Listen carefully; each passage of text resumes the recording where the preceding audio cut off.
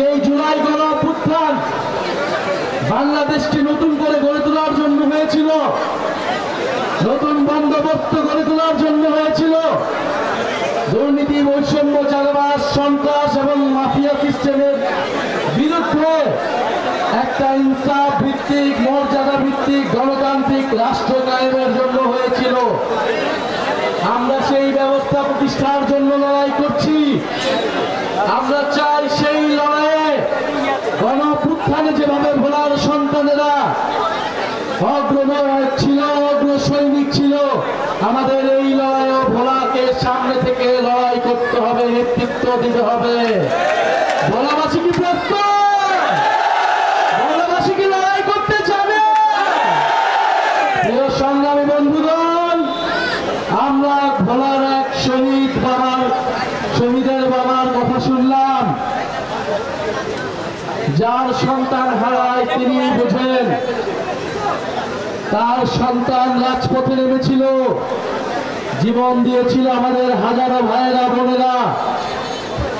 আজকে 15ই জুলাই, আজকের এই দিনে গত বছর ঢাকা বিশ্ববিদ্যালয়ে ছাত্রলীগের সন্ত্রাসীরা, হায়নারা আমাদের বোনেদের উপর আক্রমণ করেছিল, নির্মম নির্যাতন চালিয়েছিল।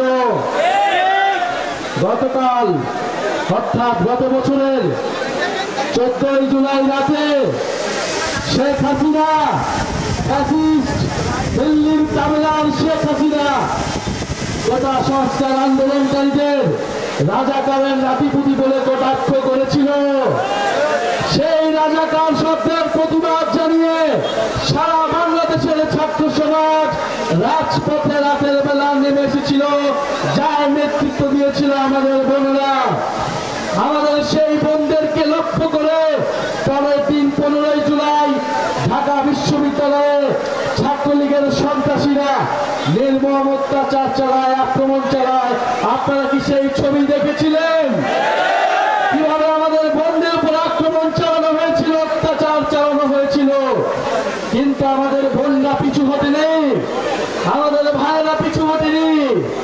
তারা প্রতিরোধ তৈরি করেছিল। পাবলিক বিশ্ববিদ্যালয়গুলোর সাথে প্রাইভেট বিশ্ববিদ্যালয়, মাদ্রাসা, স্কুল, কলেজের ছাত্ররা এসে সাথে দাঁড়িয়েছিল। এরপরে সাথে দাঁড়িয়েছিল শিক্ষক সমাজ, শ্রমিকেরা, আমাদের অভিভাবক এবং সাধারণ আম জনতা মানুষ।